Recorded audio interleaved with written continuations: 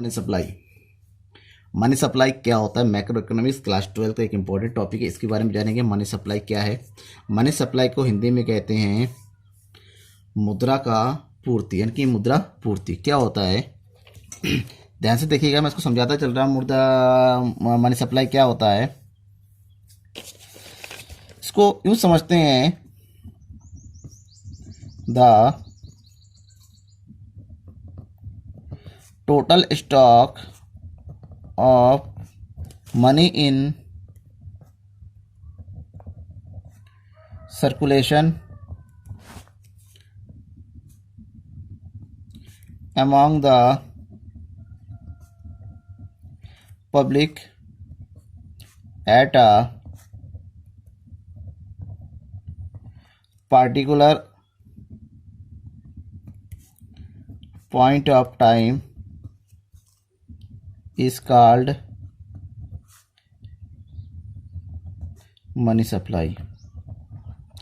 मतलब जो total money जो होता है, एक उसका जो सर्कुलेशन होता है एक पब्लिक के बीच में, एक निश्चित समय के बीच में जो सर्कुलेशन होता है, उसी को जो है मनी फ्लो कहा जाता है, उसी को मनी फ्लो कहा जाता है। ये जो होता है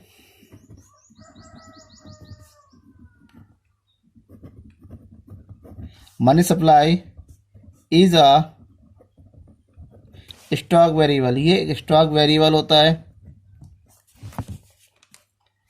जो इंडियन ही है, यानी कि RBI, reserve bank of India, publishes figures for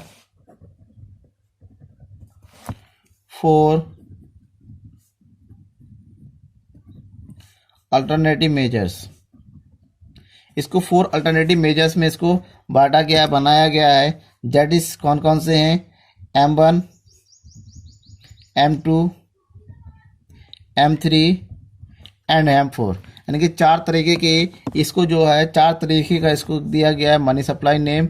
money supply M1, money supply M2 and money supply M3 and last money supply M4, जिसको इस तरीके से बताया जा सकता है। जो सबसे पहला होता है यानी कि M1, जो M1 होता है इसका फार्मूला कुछ इस तरह से होता है, M1 equal to CU plus DD। यहाँ पर 2 टर्म है, एक है CU और एक है DD, जिसमें से जो CU है, CU को कहा जाता है, इसको कहा जाता है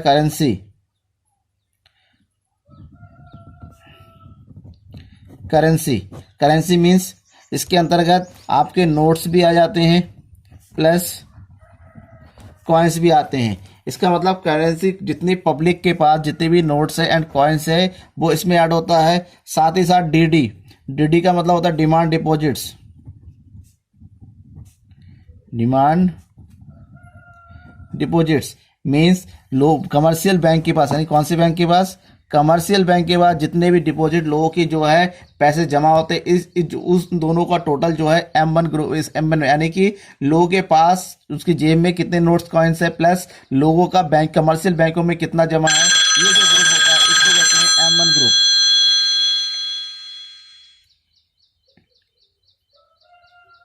इसको जो है M1 ग्रुप कहा जाता है इसको। अब ये M1 ग्रुप जो है जो सबसे मेन जो है लोगों के पास से जुड़ा होता है। अब बात करते हैं M2 की।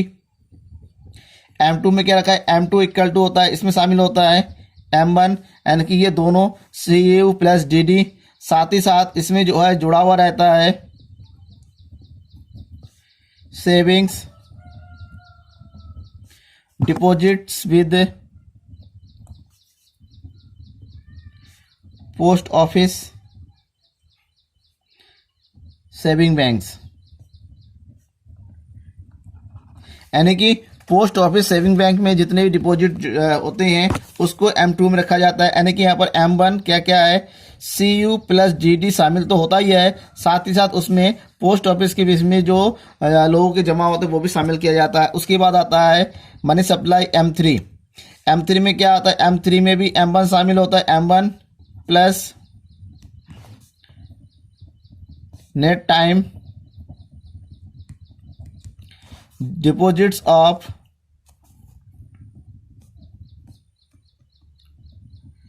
Commercial banks.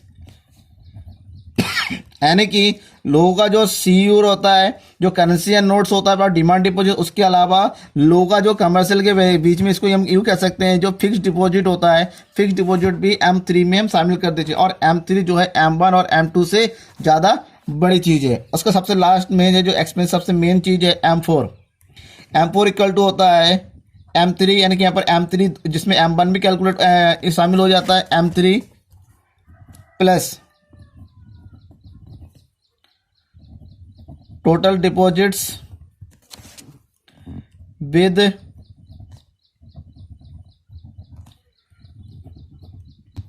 Post office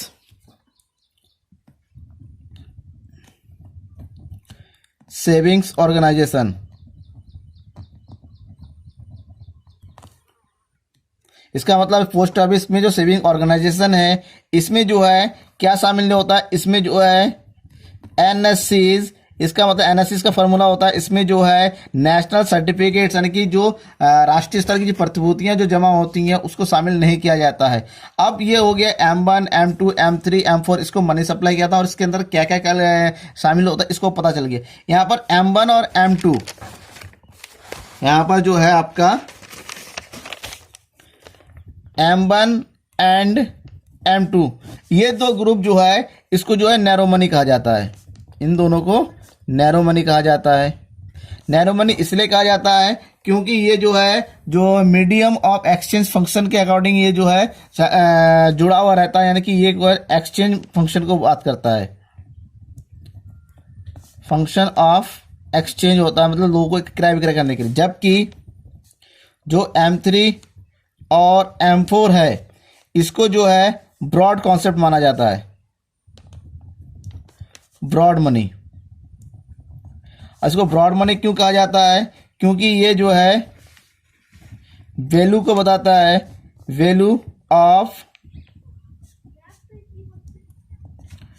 function of money के जो है मेन फंक्शन के बारे में ये बात करता है। इस तरीके से मनी सप्लाई होता है। मनी सप्लाई में M1, M2, M3, M4 चार चीज़ें शामिल होती हैं। Thank you.